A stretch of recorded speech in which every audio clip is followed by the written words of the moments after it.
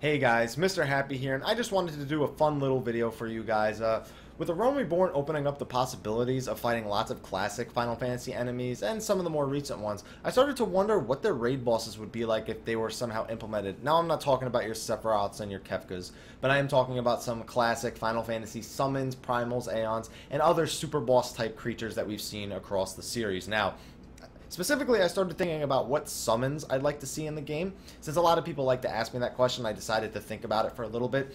And I ended up theory crafting together what a fight with Anima from Final Fantasy X would actually be like. And I actually took the time to write a lot of it down. And like I said, a lot of it's all in my head and it hasn't been tested. Numbers haven't been done or anything. But I'm just going to share the mechanics that I would like to see in a fight like this with you guys. So hopefully you enjoy that. Now, when I imagined Anima, I imagined her as a 24-man raid boss. Now, I did that because she is a massive, massive figure in stature, and I just feel like 8 people isn't really enough to do this kind of fight justice. So, 24-man raid boss. The battle arena would look kind of like this paint image that I'm showing you right now. I know it's ridiculous to think that this is... Okay, it's a bad drawing. I get it.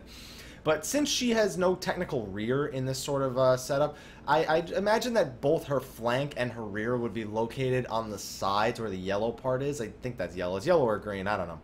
And that's where I think that both her rear and her flank could be on the same in that area, so you don't have to really reposition a lot. Now, for Phase 1, I imagine it would be the first 30% of her HP, and first thing is her auto attacks. I think that they should do magic damage. That way, it's sort of like they don't do physical damage. So I just imagine, because her arms are like wrapped together, there's no way she could possibly physically hit somebody.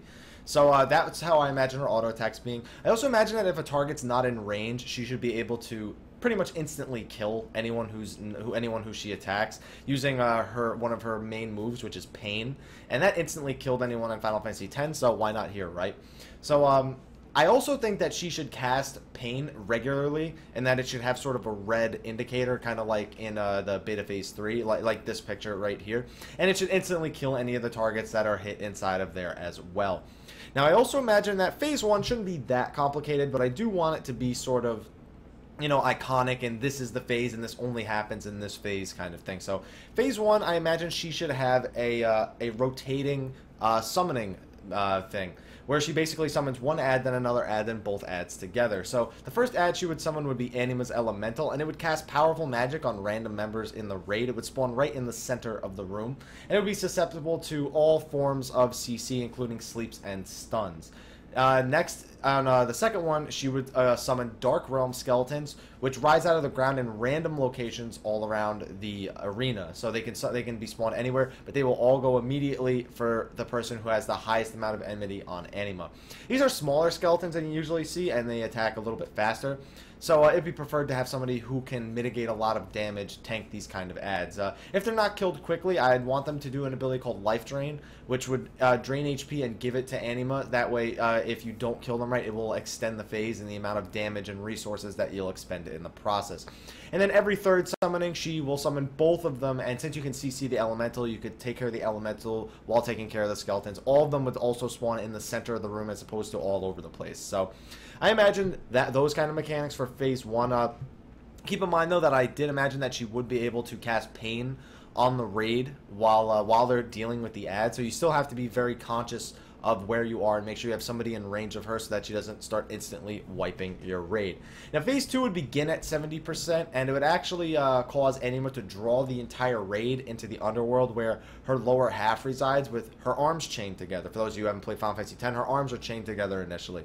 And she will not be able to fight you directly and cannot be targeted. However, her chains on her arms can be targeted but are immune to damage from the players. But Anima will continue to cast Pain while the players are down here, although at a slightly accelerated rate. That way you have to deal with dodging it a little bit more often. Anima will also channel a move called Chained Anger, which is AoE unaspected damage. Do this every few seconds, maybe between 3 to 6 seconds, essentially. And while she's doing all this, she will also summon what are known as Dark Bombs, which appear and must be DPS'd until 1%. when they will immediately explode and deal damage to all nearby units, and that melee DPS should move away early, that way they don't get hit, because there is going to be, I would plan for there to be no indicator on this, just for everyone to know that when these adds die, they are going to explode immediately without any sort of warning. This means that tanks would have to take the hit, essentially. You wouldn't be able to outrun the explosion, and that tanks would probably have to rotate defensive cooldowns to make sure they can survive these explosions. This explosion will also damage the chains on her arms by 20% of their maximum HP, which means after 5 bombs you would break the chains. But also, every time a bomb explodes, it will spawn an Underworld Flan, which is immune to physical damage but has extremely low HP. However, you can still generate enmity on them with the regular enmity generating combos, and enmity calculations are still done as if damage were being dealt to her. So obviously they would have to be killed by the casters, and if not killed quickly enough, they would begin applying a debuff to the raid that causes Chained Anger to deal increased damage. This means you really want to kill them as quick as possible. Now, I thought about with the whole no physical damage thing, and I feel like there needs to be something for the physical damage dealers to do while the Underworld Flan is spawning. So as soon as the Underworld Flan spawns, another Dark Bomb will actually spawn at the same time. So that way the melee DPS don't feel like they're forced into not doing anything while the Underworld Flans are being taken care of. Keep in mind, though, that when an Underworld Flan is destroyed, it leaves behind a black goo that slows player movement speed. It doesn't deal damage, it just slows movement speed. It will make Pain pretty much almost impossible to dodge for a little while. So you have to really kind of drag these Flans off to the side and away from the raid so that people don't end up walking into the goo when they're trying to avoid Pain. Now, of course, you have to keep destroying these bombs until her chains break. And when her chains are destroyed, she'll stop channeling Chained Anger and will begin channeling Unchained Anger. Unchained Anger, instead of doing AoE damage, essentially just increases Anima's damage while you're in the Underworld. And this effect will stack every few seconds on them. She will also continue casting Pain at the same rate that she was casting it in the previous form. And Anima will now physically attack the party. This is the first time Anima actually physically attacks the party. And if no one is in range of her, she will begin spamming Pain again and pretty much wiping the entire raid. Now, she will occasionally do a double attack, which will essentially just do 2 attacks back to back. So she'll deal twice the amount of damage in a short period of time. She'll do this occasionally, not that super often, but not that rare either. Anima will also occasionally summon 2 unempowered skeletons. This is what I thought of. And dragging these unempowered skeletons close to Anima will actually cause her Unchained Anger stacks to transfer onto them. After absorbing 3 stacks, they become empowered skeletons, and they gain access to a cleave attack that'll hit everybody in front of them every single auto attack, meaning they have to be tanked facing away from other members of the raid. However, if an empowered skeleton absorbs 3 more stacks, they will become overpowered skeletons and explode shortly after, doing massive damage to the raid, most likely wiping you in the process. Now, unempowered skeletons absorb 1 stack every 3 seconds and cannot transfer the stacks between each other. So this means that one tank can essentially gather both of the skeletons, bring them over to her, and have them gain these stacks. And then the DPS can go and take care of them once they've gathered the right amount of stacks, that the amount of stacks that the raid wishes to absorb before killing off these skeletons. For this reason, the range on it is very, very short. And that way, when you drag them away from her, they will quickly the models will quickly realize they're not in range of her and not absorb any extra stacks. Now, upon reaching 40% throughout this entire phase, Anima will use her special attack called Oblivion. And when this happens, she'll deal raid-wide unaspected damage. This is essentially her ultimate move. And she will do increased damage based on how many Unchained Anger stacks that Anima had when she started casting Oblivion. She will also immediately kill and absorb all of the stacks on any skeletons alive. So essentially, your goal in this phase would be to try and eliminate as many stacks that she's generating as possible with the skeletons, and ensure that there are no skeletons alive when you actually start fighting her. That when she actually does Oblivion, that way you don't have to deal with any extra power, and it will make it much easier to mitigate the damage and predict how you are going to handle the situation at 40%. Now, Phase 4 essentially begins at 40%, since I consider the Unchained part Phase 3, and it will continue until she dies. Now, there are now 2 portals open on both the Overworld and Underworld side.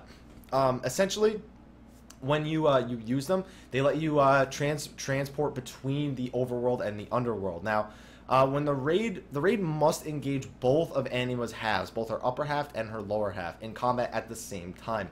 If there are more people in one realm than the other, Anima will gain a buff on whichever side has the most people.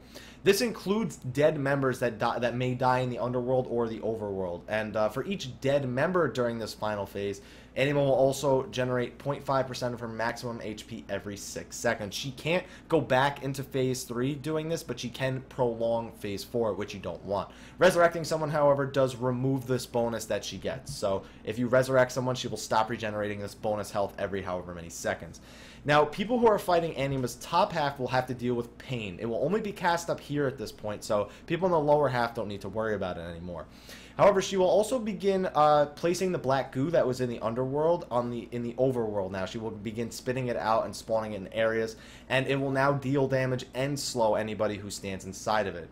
It will go to a random member, and it will designate which member has the mark on them that will spawn it. So one member will probably need some additional heals while they run the goo to the outer edge of the arena, and this makes it so that you're more easily able to control where the black goo goes. However, if you try to spawn black goo on top of other black goo, it will simply just expand that black goo at a larger rate. So you really don't want to go stand in the middle of other black goo. It will just make that black goo expand even more than it would have normally if you had just gone to a spot that didn't have it. Now, after a brief period, the black goo in the Overworld will disappear, but you're not done with it yet. I'll get into what happens with it later. Now, she'll also do an eye laser attack, which will track 2 random raid members other than the main tank, and these lasers will eventually pierce into the Underworld while they're following the people above. Finally, the final thing the people in the top half have to deal with is ads called Anima's Followers, which will begin spawning at a regular rate once Phase 4 begins after a certain period has happened. And the warrior-type humanoids who use pretty much all of the warrior moves, they even generate stacks of Wrath, and can use devastating moves like Steel Cyclone to do a lot of AoE raid damage. They have slightly buffed movement speed, so they can't be kited, and they are immune to all forms of slowing and binding CCs, as well as stuns and sleep. So they're pretty much CC immune, these guys. When they die, they will be sent to the Underworld, which is where we are going now. Those are all the mechanics for the top half of the fight. So now we're going to move on to the lower half. Keep in mind that both of these Animas share an HP bar, so they will die at the same time. Anima's lower half will continue using the double attack, but pain will no longer happen down here. She will also continue to generate stacks of Unchained Anger that persist into both the top and bottom realms, essentially making this a very DPS-intensive phase. Now, black goo from the normal realm, as we were saying before, will now seep into the Underworld and will remain there for the rest of the fight. This also means that if you spend too long on the fight, that eventually too much black goo will cover up the arena on the underside. Now, black goo, when it actually seeps down into the Underworld, does a moderate amount of AoE damage that the raid will have to heal up or shield against, essentially. Now, Anima's followers, as we said, when they're killed up top, they will also come down here into the Underworld. They are significantly weaker here where they become Underworld followers. However, they are also affected by the damage and slowing effects of the black goo. Now, killing an Underworld follower will cause Anima to absorb their soul, regenerating a portion of her maximum HP. It's not a huge portion, but again, it will prolong the fight. Though, since they're so weak, you essentially can't waste time dealing any damage to them. So they're actually designed so that if anybody provokes, whichever target attacks them first will essentially become the target that has to deal with kiting them around. And dealing damage to them is very unoptimal in this situation, so your goal will be to try and kite them through the black goo so you don't take any damage, since, as he said, they can't really be kited because of their increased movement speed unless they're in the black goo. So you want the people on the top realm to sort of be positioning the black goo in spots that is more convenient for the Underworld to kite them in.